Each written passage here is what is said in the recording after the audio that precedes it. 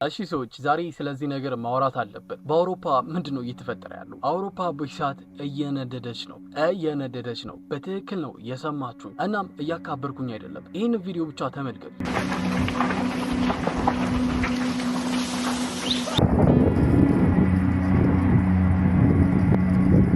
እና አያችሁት አይደለ? እየቀለድኩኝ አይደለም። የእውነት የተፈጠረ ነገር ነው እና ነገሩ እጅግ በጣም ከባድ ነው። ዛሬ ስለዚህ ነገር ነው የምነግራችሁ። ሰብስክራይብ ማድረጋችሁን እንዳትረሱ። በየቀኑ አዳዲስ የሆኑ ዜናዎች እንዲደርሷችሁ እና ቪዲዮውን አይታችሁት አይደለ? ምን ያክል ጉዳዩ ሲሪየስ እንደሆነ መቼም ከዛ ማወቅ ትችላላችሁ። አውሮፓ እየተቃጠለች ነው፣ ሲኦል ሆናለች ማለት ነው የሚቀለው። ከዚህ ቀደም የሆነ ቪዲዮ ሰርቼላችሁ ነበረ ካስታውሳችሁ፣ በአውሮፓ ስላለው ከፍተኛ ሙቀት እና በዛ ሙቀት ምክንያት የሞቱት ሰዎች ቁጥር ልንገራችሁ። በፈረንሳይ ብቻ ባለፈው በተፈጠረው ከፍተኛ ሙቀት ምክንያት ብቻ ማለት ነው ከ1000 በላይ ሰዎች ህይወታቸውን አጥተዋል፣ በፈረንሳይ ውስጥ ብቻ።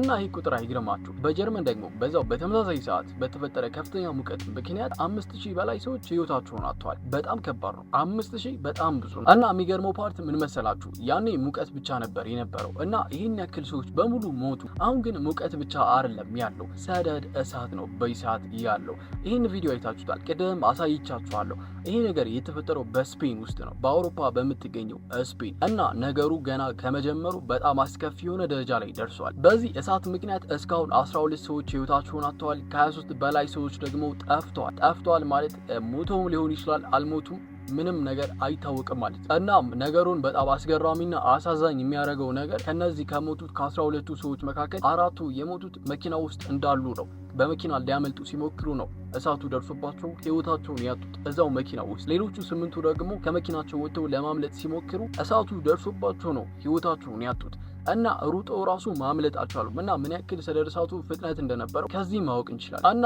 በጣም ደግሞ ነገሩን አሰቃቂ የሚያደርገው ነገር ምን መሰላችሁ? እነዚህ ሰዎች ማንነት ለማወቅ ዲኤንኤ ያስፈልጋል፣ የሞቱትን ሰዎች እና ምን ያክል በእሳቱ ጉዳት እንደደረሰባቸው የሚያሳይ ነገር ነው። የሰደድ እሳት ገና ከመጀመሩ በስፔን ውስጥ ከ3000 ሄክታር በላይ እንደደረሰ ነው የተነገረው።